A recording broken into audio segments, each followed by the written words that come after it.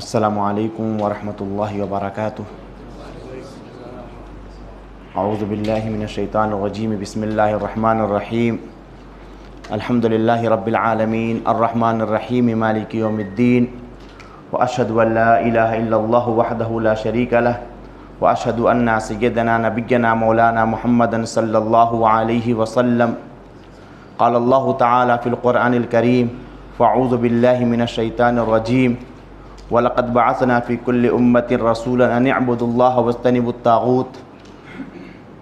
قال الله تعالى في المكان الآخر، وما أرسلنا من قبلك رسولا إلا نوحي إليه أنه لا إله إلا أنا فاعبدون۔ قال النبي صلى الله عليه وسلم، بني الإسلام على خمس: شهادة أن لا إله إلا الله وأن محمد رسول الله وإقام الصلاة وإيتاء الزكاة والحج وصوم رمضان او کما قال علیہ الصلاۃ والسلام۔ محترم بزرگوں، دوستوں اور دینی ایمانی اسلامی بھائیوں، آج جس موضوع کے تحت ہمیں یہاں بات کرنی ہے وہ موضوع ہے توحید۔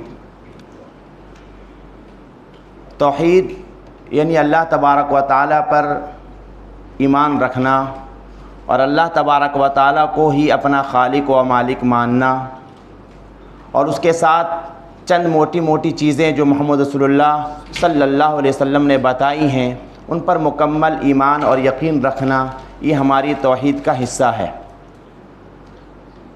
اور یہی اللہ تبارک و تعالیٰ کی اصل تعلیم ہے، اور اللہ تبارک و تعالیٰ نے جو بندوں کو دنیا میں بھیجا ہے، اللہ تبارک و تعالیٰ کے دنیا میں بھیجنے کے انسان و جناتوں کا جو مقصد ہے وہ مقصد کیا ہے؟ توحید ہے۔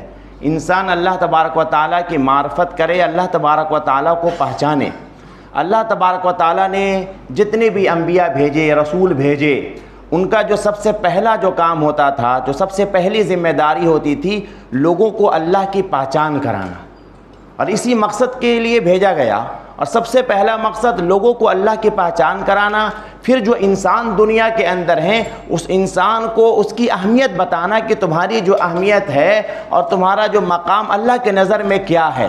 اسی لیے اللہ تبارک و تعالیٰ نے قرآن پاک میں ارشاد فرمایا، وَلَقَدْ بَعَثْنَا فِي كُلِّ أُمَّةٍ رَسُولًا مِّنْهُمْ أَنِ اعْبُدُوا اللَّهَ وَاجْتَنِبُوا الطَّاغُوتَ، کہ ہم نے ہر قوم میں، ہر امت میں ایک رسول بھیجا، ہر قوم اور ہر امت میں ایک رسول بھیجا، اور اس رسول کا کام یہ ہوتا تھا کہ لوگوں کو اللہ کے بارے میں، اللہ کی معرفت کرانا، اور لوگوں کی بت پرستی سے اور دوسروں کی عبادت سے اسے بچنے کی تلقین کرنا۔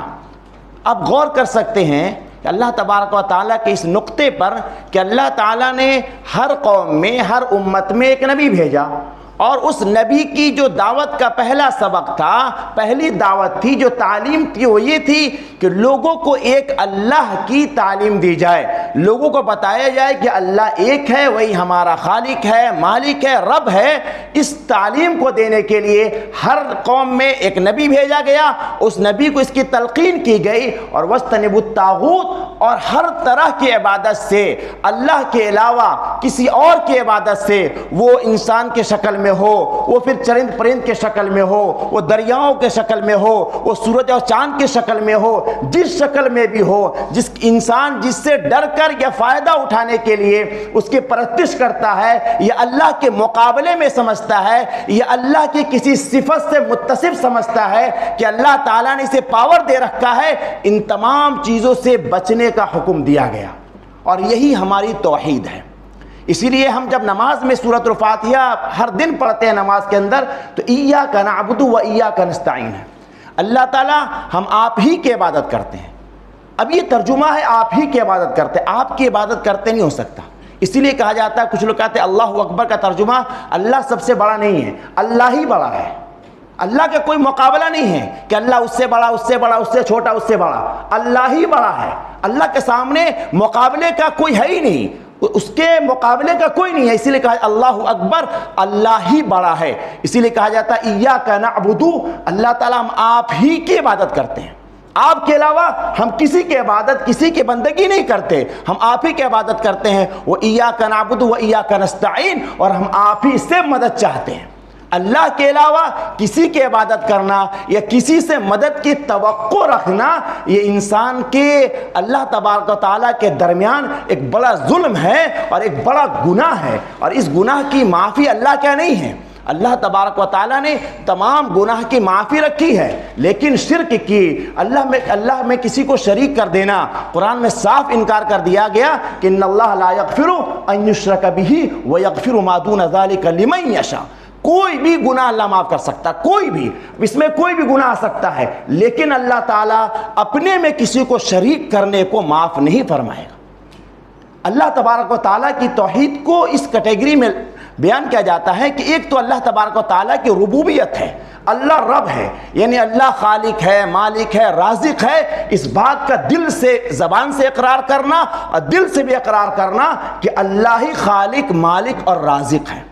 ایک ہے الوہیت کہ اللہ کے علاوہ عبادت کے لائق کوئی نہیں ہے، اللہ ہی عبادت کے لائق ہے، اللہ کے علاوہ عبادت کے لائق کوئی نہیں ہے۔ اور ایک ہے اللہ کے اسماء اور صفات میں کسی کو متصف کرنا، اس بات کا یقین کرنا کہ اللہ تبارک و تعالیٰ کے جو صفات ہیں اس صفات میں کوئی شریک نہیں ہے، اللہ کا کوئی شریک نہیں ہے۔ اللہ رحمان ہے تو رحمان میں کوئی شریک نہیں ہے، جس طرح اللہ معاف کرتا ہے، اللہ تعالیٰ سنتا ہے، دیکھتا ہے، تو اللہ تبارک و تعالیٰ کے طرح کسی کو سننے کی طاقت نہیں ہے، اللہ کی دی ہوئی طاقت ہے اور اللہ کی خود کی طاقت ہے۔ یہ تین چیزیں ہیں، ربوبیت ہے، الوہیت ہے، اور اللہ تبارک و تعالیٰ کے جو صفات ہیں ان کو سب سے بالا تر رکھنا، سب سے اونچا رکھنا، یہ ہماری ذمہ داری ہے اور ایمان کا حصہ ہے۔ اگر اس میں سے کہیں پر بھی کوئی لغزش ہو جائے، کوئی کمی کوتاہی ہو جائے، کہیں پر کوئی کمی آ جائے، تو ہمیں یہ جاننا چاہیے کہ ہمارے لیے ایک خطرے کی گھنٹی ہے اور اللہ تبارک و تعالیٰ کے ہاں یہ ناقابل قبول عمل ہے۔ اللہ تبارک و تعالیٰ نے، آپ غور کیجئے، تمام انبیاء کو بھیجا اور سب سے پہلی دعوت، آپ غور کریں، بہت سارے نبیوں میں جتنے نبی آئے سب کے احکامات کہیں نہ کہیں کچھ فرق تھا۔ دوسری امتوں کی نماز الگ تھی، ہماری الگ ہے، ان کی قربانی الگ تھی، ہماری الگ ہے، ان کی عبادت کا طریقہ الگ تھا، ہمارا الگ ہے، لیکن توحید کا جو مسئلہ تھا، توحید سب میں برابر ہے۔ آدم علیہ السلام سے لے کر کے محمد رسول اللہ صلی اللہ علیہ وسلم تک اور آخری انسان تک توحید کا جو مسئلہ ہے، اللہ کو ماننے کا مسئلہ ہے، لا الہ الا اللہ، اس میں کوئی فرق نہیں آیا، اس میں کوئی بدلاؤ نہیں ہوا۔ یہ شروع سے لے کر کے آدم علیہ السلام سے لے کر کے محمد صلی اللہ علیہ وسلم تک یہ چلتا آیا، اس میں کوئی بدلاؤ نہیں کہ اللہ ہی ہے جو واحد ہے، اللہ تنے تنہا ہے، اور کسی چیز میں اللہ کا کوئی شریک نہیں ہے۔ باقی تمام احکامات میں بدلاؤ ہوا، چینجنگ ہوئی، اللہ تبارک تعالیٰ نے کیا، لیکن توحید میں اللہ تعالیٰ کمپرمائز کرنے والا نہیں۔ اسی لیے ہمیں اس مسئلے کی حساسیت کو سمجھنا چاہیے۔ ایک تو آدمی کے اندر ہوتا ہے کہ توحید، اور ایک انسان جب اس کے اندر کمی کب آتی ہے، بہت سارے ایسے مسلمان ہیں، اللہ کے نبی صلی اللہ علیہ وسلم کے زمانے میں جب اللہ کے نبی تشریف لائے تو لوگ کہیں نہ کہیں اللہ کو مانتے تھے، ایسا نہیں تھا کہ کسی نے بالکل انکار کیا، کم لوگ تھے ایسے جو بالکل دہریہ ہیں، جو بالکل انکار کرتے ہیں، لیکن بہت سارے ایسے لوگ ہیں جو اللہ کو مانتے تھے، لیکن اللہ کی پوزیشن کیا ہونی چاہیے، پھر اللہ کے ساتھ شریک کر دینا یہ ان کا کام تھا۔ اللہ ہمارا خالق، آج بھی بہت سارے لوگ دنیا کے اندر ہیں، دوسرے مذاہب کے ہیں، کہیں نہ کہیں اللہ کو، خالق کو، مالک کو، پرماتما پرمیشور کو، لارڈ اور گاڈ کو مانتے ہیں، ان کے ماننے کا طریقہ ہے، لیکن اس کے ساتھ شریک کرتے ہیں کہ ہمارا یہ بھی کام بنا سکتے ہیں، یہ بھی بنا سکتے ہیں، یہ اللہ کے قریب ہیں، یہ اللہ کے بندے ہیں، یہ فلاں فلاں فلاں، لیکن کہیں نہ کہیں وہ اللہ کو مانتے ہیں۔ لیکن نبی پاک علیہ السلام اور تمام انبیاء نے، خاص کر محمد صلی اللہ علیہ وسلم نے ایک لکیر کھینچ دی، اور لکیر یہ تھی کہ اللہ تبارک و تعالیٰ کے مقابلے کا کوئی نہیں ہے، اور توحید کی تعلیم کو محمد صلی اللہ علیہ وسلم نے سب سے پہلے رکھا۔ آپ صلی اللہ علیہ وسلم کی زندگی کا جو سب سے بڑا مقصد تھا، سب سے بڑی تعلیم تھی، آپ نے توحید کو سب سے اوپر رکھا۔ جب آپ صلی اللہ علیہ وسلم کو کہا گیا کہ اب اعلانیہ اس دین کا اعلان کریں، جب آپ کوہ صفا پر چڑھے اور وہاں پر اپنے لوگوں کو جمع کیا اور بلایا، تو لوگوں کو جو دعوت دی، دعوت میں ہی تھا کہ ان تمام بتوں کو جو تم پوجتے ہو، جن کی عبادت کرتے ہو، جن سے تم مدد مانگتے ہو، جن کے سامنے جھکتے ہو، یہ کچھ نہیں ہے، تو ہمارا اور تمہارا اور سب کا معبود ایک اللہ ہے۔ یہ لکیر کھینچی، اس کے بعد اللہ کے رسول صلی اللہ علیہ وسلم کے مختلف دشمن پیدا ہو گئے. اس کے لیے بہت ساری چیزیں تھیں، ان کی دشمنی کے بہت سارے وجوہات تھے، لیکن اللہ کے رسول صلی اللہ علیہ وسلم نے بالکل لکیر کھینچی اور یہاں تک کہا کہ ہم بھی کچھ نہیں کر سکتے، ہم بھی کسی فائدے نقصان کے مالک نہیں ہیں، اللہ کے سب سے بڑے نبی ہیں، اللہ کے بعد سب سے بڑا مرتبہ ہے. لیکن آپ صلی اللہ علیہ وسلم نے صاف انکار کیا، کئی موقعوں پر انکار کیا کہ اللہ کی ذات کرتا دھرتا ہے، ہم کچھ نہیں کر سکتے، جو کرتا اللہ کرتا ہے. اس بات کا یقین ہونا ضروری ہے. اقرار تو ہم سب کرتے ہیں لیکن یقین مشکل ہے. توحید کا اقرار کرنا الگ بات ہے، توحید کی معرفت الگ بات ہے. توحید کو مان لینا کہ اللہ ایک ہے، اللہ رزق دیتا ہے، اللہ کھانا دیتا ہے، اللہ ہی مارتا جلاتا ہے، لیکن اس کی معرفت حاصل ہو جائے، دل اس بات کو قبول کر لے اور ہر خوشی اور غم کے موقع پر، ہر پریشانی کے موقع پر اس بات کا احساس ہو کہ اس کا کرتا دھرتا اللہ ہے، یہ مشکل ہے. انسان یہ مانتا ہے کہ اللہ رزاق ہے، اللہ رزق دینے والا ہے، لیکن جب وہ بڑی مصیبت میں پھنس جاتا ہے، کسی تکلیف میں پھنس جاتا ہے، کوئی راستہ نظر نہیں آتا، اور اگر توحید کی معرفت نہیں ہے تو دائیں بائیں دیکھنا شروع کر دیتا ہے، وہ یہاں وہاں سوچنا شروع کر دیتا ہے. انسان کی ایک فطرت ہے. کیوں؟ کیونکہ توحید کی معرفت نہیں ہے. توحید کو مانتا تو ہے لیکن اس کے ماننے کا جو اثر دل پر ہونا چاہیے تھا، دل کے گہرائی میں اور دل کے پنے پر جو لکھا ہونا چاہیے تھا لا الہ الا اللہ اور اللہ رزاق، وہ اس کے دل پر لکھا ہوا نہیں ہے، جس کی وجہ سے جب اس کے ساتھ پریشانی آتی ہے تو کہتا فلاں نے یہ کام کر دیا، فلاں نے یہ بگاڑ دیا، فلاں نے یہ کر دیا ورنہ میرا کام بن جاتا. اور قرآن کیا کہہ رہا ہے؟ وَمَا هُمْ بِضَارِّينَ، اللہ تبارک و تعالیٰ کے علاوہ کوئی کچھ نہیں کر سکتا، سب کرتا دھرتا اللہ ہے. لیکن جب انسان کو معرفت نہیں ہوتی ہے تو پھر انسان اس نتیجے پر پہنچ جاتا ہے کہ توحید تو ہوتی ہے لیکن توحید کی معرفت نہ ہونے کی بنیاد پر وہ بہت ساری غلطیاں اور بہت ساری لغزشیں کرتا جاتا ہے. امام غزالی رحمۃ اللہ علیہ نے اس کو اس طرح سمجھایا ہے کہ یقین ہونا ضروری ہے. اگر یقین ہو جائے تو پھر انسان کی بات بن جائے. ایک انسان ہے، مر گیا، کسی کے گھر کا انسان، باپ بھائی بیٹا ماں، اسی گھر کے باپ کا انتقال ہو گیا. بیٹے سے کہا جائے کہ یہ باپ کا جنازہ ہے اور تم ایسا کرو، ابھی صبح میں اسے دفن کرنا ہے، رات بھر تو جنازہ رہے گا، تم انہی کے کمرے میں ان کے بیڈ پر سو جاؤ. اسے یقین ہے کہ مر چکا ہے، موت ہو چکی ہے، ان کے میں فائدہ نقصان کا کوئی خوف نہیں ہے، یہ اٹھ کر مار نہیں سکتے، کچھ نہیں کر سکتے، چل دوڑ نہیں سکتے، موت ہو چکی ہے. لیکن دل میں ایک طرح کا خوف ہے، وہ سونا پسند نہیں کرے گا. موت کا یقین ہے، مر چکے ہیں، لیکن ایک خوف اس کے دل میں بیٹھا ہوا ہے کہ نہیں یہ کچھ کر سکتے ہیں، فلاں ہو جائے گا، فلاں، جو سنا ہوا ہے.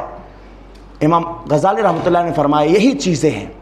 اگر انسان کو یقین تو ہو جائے اللہ کا، اس کے ساتھ اگر معرفت ہو جائے کہ اللہ ہی سب کچھ کرنے والا ہے تو پھر انسان کے اندر سے تمام چیزیں ختم ہو جائیں. معرفت ضروری ہے. معرفت کہاں سے آتی ہے؟ معرفت اللہ کا ذکر سننے سے آئے گی، معرفت مراقبے سے آئے گی. معرفت کہاں سے آئے گی؟ دینی مجلسوں سے آئے گی، علماء کی صحبت سے آئے گی، اللہ کے نبی کی حدیث کو پڑھنے سے، سننے سے، سمجھنے سے آئے گی. جب انسان اس معرفت کو حاصل کر لے گا پھر انسان چاہے موت کے دہانے پر کھڑا ہو یا بھکمری کے دہانے پر کھڑا ہو یا انسان کسی ترقی کے اعلیٰ سے اعلیٰ مقام کو حاصل کر چکا ہو، اس کی نظر یہ ہوگی کہ ترقی دینے والا اللہ ہے اور اس تکلیف کو، پریشانی کو دینے والا صرف اور صرف اللہ ہے، اور اس پریشانی سے ہمیں صرف اللہ ہی نکال سکتا ہے اور اس ترقی سے نیچے صرف اللہ ہی گرا سکتا ہے. انبیاء علیہ السلام کی زندگی ہمارے سامنے نمونہ ہے، کھلی ہوئی زندگی ہے. قرآن و حدیث کا مطالعہ کیجئے، سنیے، سمجھیے. اب غور کر کر دیکھیے حضرت ابراہیم علیہ السلام. ابھی پچھلا مہینہ ہو سکتا ہے پورا مہینہ اسی پر آپ لوگوں کا گزرا ہو انہی کی سیرت کو پڑھ کر، اسی لیے میں ان کا اشارہ دینا چاہتا ہوں. ابراہیم علیہ السلام کی زندگی پر غور کیجئے. ابراہیم علیہ السلام ہیں، نمرود سے مقابلہ ہوا. ابراہیم علیہ السلام نے ان کے بتوں کا اور نمرود کو خدا ماننے کا انکار کر دیا. نمرود نے کیا کیا؟ ابراہیم علیہ السلام کو بلایا بات کرنے کے لیے. ابراہیم علیہ السلام سے پوچھا تمہارا رب کون ہے؟ ابراہیم السلام نے کہا وَإِذْ قَالَ إِبْرَاهِيمُ رَبِّيَ الَّذِي يُحْيِي وَيُمِيتُ قَالَ أَنَا أُحْيِي وَأُمِيتُ قَالَ إِبْرَاهِيمُ فَإِنَّ اللَّهَ يَأْتِي بِالشَّمْسِ مِنَ الْمَشْرِقِ فَأْتِ بِهَا مِنَ الْمَغْرِبِ فَبُهِتَ الَّذِي كَفَرَ وَاللَّهُ لَا يَهْدِي الْقَوْمَ الظَّالِمِينَ. بلایا، کہا کہ تمہارا رب کون ہے؟ کہا کہ میرا رب وہ ہے، میرا رب وہ ہے جو زندگی اور موت دیتا ہے. ربی الذی یحیی و یمیت. تو اس نے کیا کہا؟ قال انا احیی و امیت، میں بھی یہ کام کر سکتا ہوں. دو لوگوں کو جیل سے بلایا اور ایک کو قتل کیا، ایک کو چھوڑ دیا. ابراہیم علیہ السلام سمجھ گئے یہ انسان جاہل ہے، اس کو اس طرح نہیں سمجھا جا سکتا ہے، اس کو لاجک سے سمجھایا جا سکتا ہے. ابراہیم علیہ السلام نے کہا کہ ہمارا رب وہ ہے جو سورج کو مشرق سے نکالتا ہے مغرب میں ڈباتا ہے. تم اگر رب ہو الٹا کر کر دکھاؤ. اللہ کا مطلب کیا ہے؟ ان اللہ علی کل شیء قدیر. اللہ تعالیٰ ہر چیز پر قادر ہے. اللہ تعالیٰ ہر چیز پر قادر ہے. آدم علیہ السلام کو بغیر ماں باپ کے پیدا کیا، عیسیٰ علیہ السلام کو بغیر باپ کے پیدا کیا. اور اللہ تبارک و تعالیٰ کی قدرت ہے. اگر تم رب ہو تو ایسا کرو. فبہت الذی کفر، وہ گھبرا گیا. ابراہیم علیہ السلام کو آگ میں ڈالنے کا حکم ہوا، آگ تیار کی گئی. اب غور کیجئے، ابراہیم علیہ السلام کو اس مشین میں رکھا گیا جس سے آگ میں ڈالا جانا ہے. روایت میں آتا ہے جبرائیل علیہ السلام آتے ہیں، پانی کے فرشتے آتے ہیں، ہوا کے فرشتے آتے ہیں کہ ابراہیم علیہ السلام سے عرض کرتے ہیں، درخواست کرتے ہیں اگر آپ کا حکم ہو تو ہم آپ کی مدد کے لیے تیار ہیں. ابراہیم علیہ السلام کا جواب کیا تھا؟ میری مدد کے لیے اللہ کافی ہے. فرشتوں نے کہا کہ آپ اللہ سے درخواست کریں. ابراہیم علیہ السلام نے کہا جو اللہ ہمارا خالق و مالک ہے، جس نے ہمیں اس جگہ پر پہنچایا ہے، وہ یہاں سے بچانے پر بھی قادر ہے اور وہ ہمارے حالات سے واقف ہے. پھر کیا ہوا؟ قلنا یا نار کونی بردا وسلاما علی ابراہیم. وہ توحید تھا، وہ یقین تھا، توحید کی طاقت تھی کہ ابراہیم علیہ السلام کو نمرود کی آگ میں بھی وہاں پر ایک بالکل اچھے سے باغیچے میں بیٹھا دیا. یہی ابراہیم علیہ السلام کی زندگی ہے. کہا کہ اپنے بیٹے اور اپنی بیوی کو مکے کے میدان کے اندر ایک لک تک میدان جہاں کچھ چٹیل میدان میں چھوڑ کر آؤ. ابراہیم علیہ السلام چھوڑ کر آئے. بیوی نے پوچھا کہاں جا رہے ہیں؟ ابراہیم علیہ السلام بول نہیں پا رہے تھے، ایموشنل ہو گئے. بیوی نے کہا اللہ کا حکم ہے. تربیت ایسی کی تھی بیوی کی. ہم لوگ اپنی بیوی بچوں کے دنیاوی معاملات کا بڑا خیال کرتے ہیں، ان کے ایمان کا، دین کا، توحید کا ہمیں فکر نہیں ہوتی. ابراہیم علیہ السلام نے ایسی تیاری کی تھی ان کی. کہا کہ اللہ کا حکم ہے. کہا کہ ہاں. کہا کہ تب جائیے. گئے اور پھر مدد آئی. یہی ابراہیم علیہ السلام جب اسماعیل علیہ السلام کو قربانی تک لے کے گئے، ایک بوڑھے باپ نے اپنے بوڑھے ہاتھ سے کپاتے ہوئے ہاتھ سے ایک معصوم کی گردن پر چھری چلانا ہے. کہا کہ ہم نے خواب میں دیکھا ہے انی اذبحک فانظر ماذا تری. قال یا ابت افعل ما تؤمر، کر دیجئے جو اللہ کا حکم آیا ہے. ابراہیم السلام نے کر دیا. تو یہ انبیاء کی زندگی ہے. آپ یہی دیکھیے موسیٰ علیہ السلام کی زندگی میں ان کی والدہ، جب کوئی بھی بچہ پیدا ہوتا فرعون اس کو ذبح کر دیتا. اللہ نے وحی کی ان کی والدہ کو کہ اپنے بچے کو بکس میں کر کر دریا میں ڈالو. انہوں نے ڈال دیا کیونکہ اللہ پر یقین تھا، ورنہ مشکل تھا ڈالنا. سوچتی رہ جاتی، سارا کام خراب ہو جاتا. تمام انبیاء کی زندگی دیکھیے، یہی کام محمد رسول اللہ صلی اللہ علیہ وسلم نے کیا. آپ صلی اللہ علیہ وسلم کو کفار اور مشرکین کے سامنے کھڑے ہونے کے لیے کہا گیا. آپ تنے تنہا کھڑے ہو گئے، جان کی بازی لگا دیا. مصیبت آئی، پریشانیاں آئیں. ایک وقت ایسا آیا کہ تمام وفد آ کر کے آپ کے چچا سے کہتے کہ آپ ان کو سمجھائیے، بتائیے. کبھی کبھی لالچ دی جاتی، لیکن محمد صلی اللہ علیہ وسلم نے کیا کیا؟ تمام چیزوں کو درکنار کیا اور اپنے چچا کو جو جواب دیا وہ تو جواب روزانہ یاد کرنے کے لائق ہے.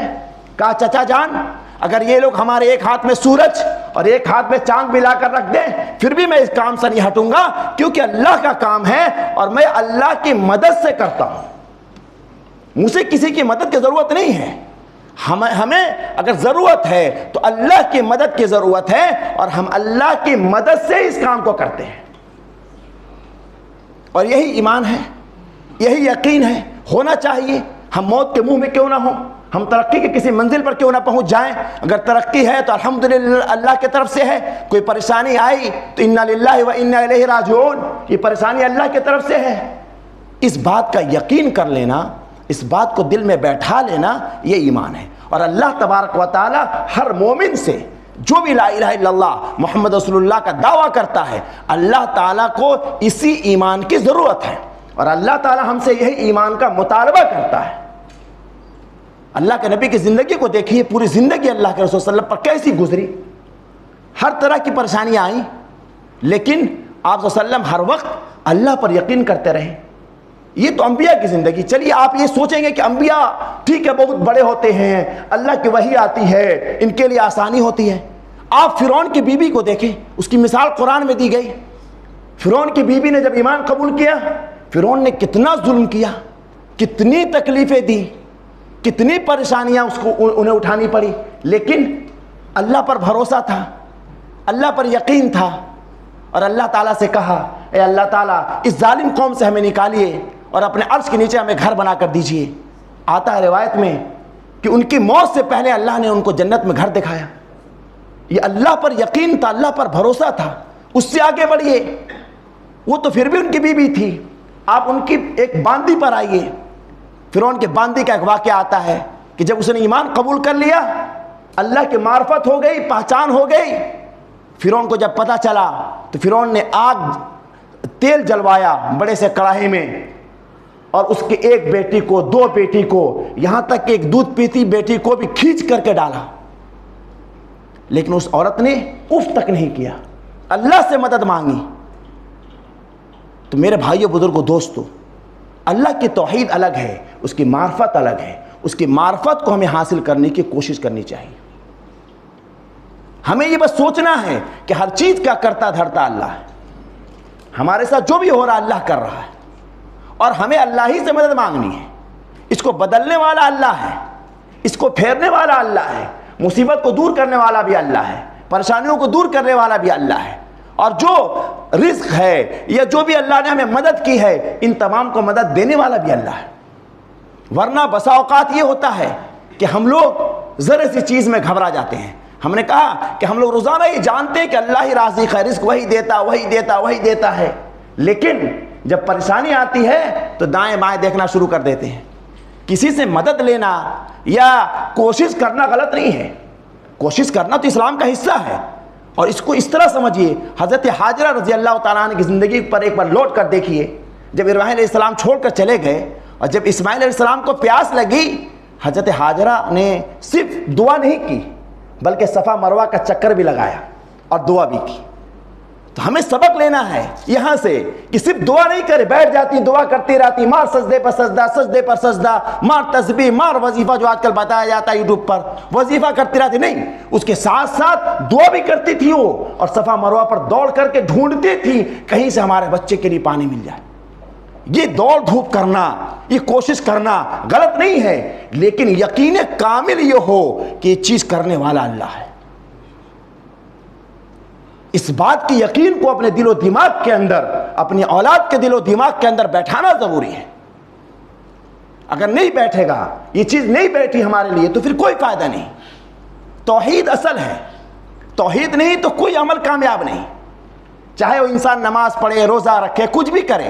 یہ دوسرے مذاہب کے لوگ بہت سارے اچھے کام کرتے ہیں، خیر کے کام کرتے ہیں، لیکن اس سے کوئی فائدہ نہیں ہونے والا ان کو۔ کیوں؟ جس طرح انسان دنیا میں اگر آپ نے بینک میں اکاؤنٹ کھولا ہے تو پھر آپ پیسہ جمع کر سکتے ہیں، تو اسی طرح اللہ کے بینک میں اپنے نیکی کو جمع کرنے کے لیے، اکاؤنٹ کو اوپن کرنے کے لیے سب سے پہلے چیز توحید، لا الہ الا اللہ۔ جب توحید آ گئی، پھر اب جو نیکی کریں گے، سبحان اللہ پڑھا، سجدہ کیا، صدقہ دیا، حج کیا، عمرہ کیا، وہ تمام چیزیں وہاں پر جمع ہوتی رہیں گے، پھر اللہ تبارک و تعالیٰ اس کا بدلہ عطا فرمائے گا۔ لیکن اس کو جمع کروانے کے لیے، بینک کو اوپن کرنے کے لیے، اکاؤنٹ کو، اس کے لیے توحید، لا الہ الا اللہ، اس کو زبان سے اور دل میں اقرار کرنا ضروری ہے۔ اور توحید کی طاقت کیا ہے؟ اللہ کے نبی صلی اللہ علیہ وسلم نے ارشاد فرمایا، کل حشر کا میدان جب قائم ہوگا تو ایک شخص ایسا آئے گا جس کے 99 دفتر ہوں گے اور 99 دفتر گناہوں سے بھرے ہوں گے۔ وہ بندہ جب اللہ کے پاس آئے گا اور ہر دفتر کا جو سائز ہے حد نظر ہے، اتنا بڑا، اللہ کے پاس آئے گا، اللہ تعالیٰ پوچھیں گے یہ تمہارے گناہ ہیں، تمہیں کوئی اشکال ہے کہ تمہارے گناہ کو غلطی سے لکھ دیا گیا ہو، میرے فرشتوں نے ظلم کیا ہو، لکھنے والوں نے، وہ کہے گا نہیں اللہ تعالیٰ یقین ہے کہ انہوں نے صحیح لکھا ہے، ہم نے گناہ کیا ہے۔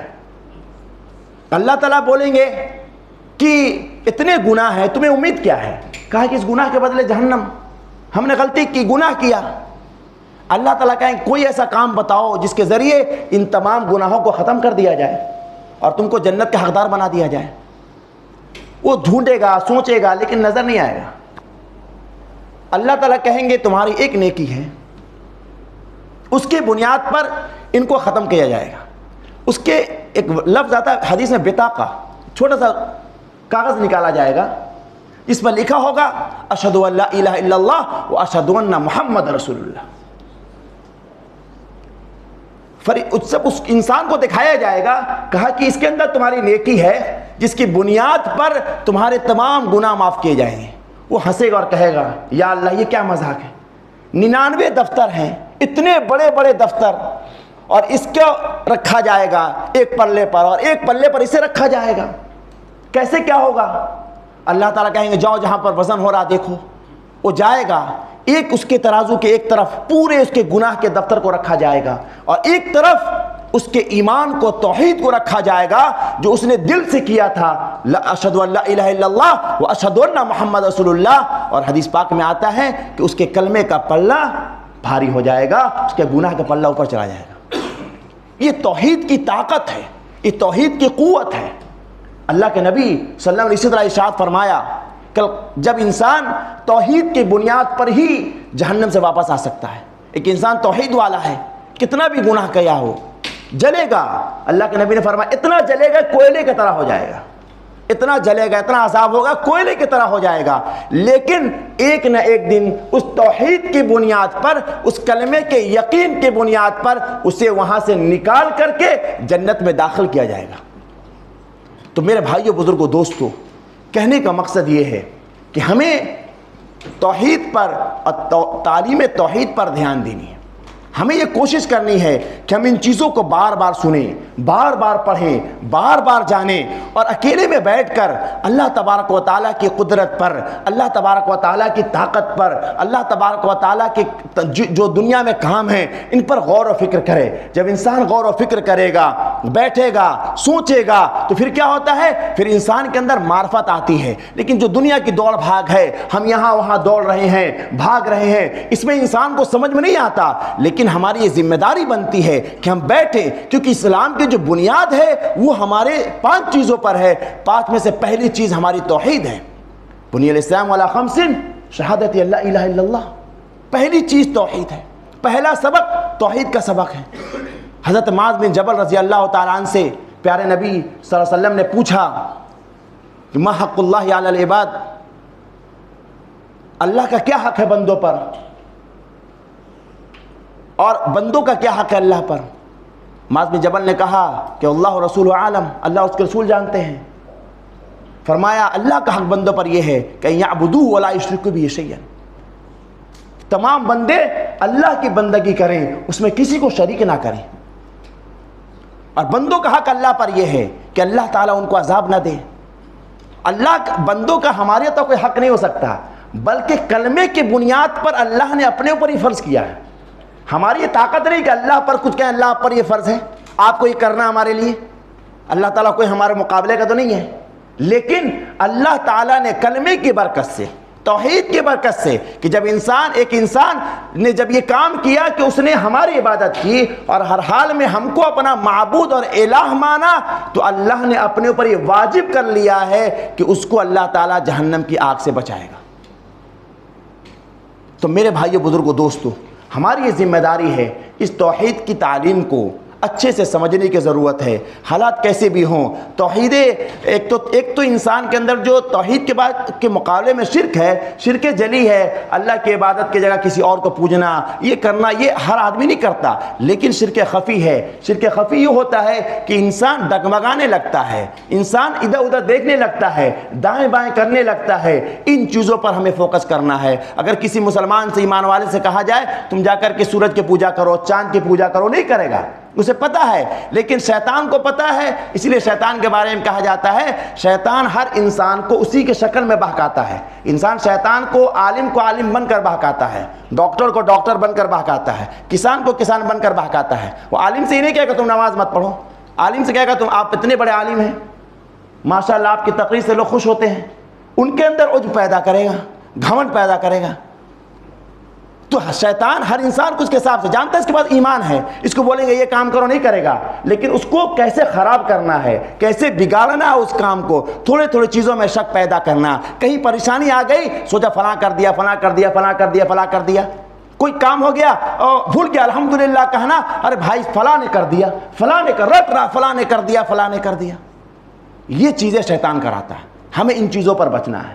کبھی خوشی ملے تو الحمدللہ اللہ کی طرف سے ہے، تمام تعریف اللہ کی جس نے دیا۔ کبھی کوئی تکلیف آ جائے انا للہ و انا الیہ راجعون، جب یہ انسان پڑھ لیتا ہے پھر اللہ تبارک تعالیٰ اس کی مدد فرماتے ہیں۔ اللہ تبارک تعالیٰ ہمیں اس چیز کو سمجھنے کی اور اس پر عمل کرنے کی توفیق نصیب فرمائے۔ وآخر دعوانا الحمدللہ رب العالمین۔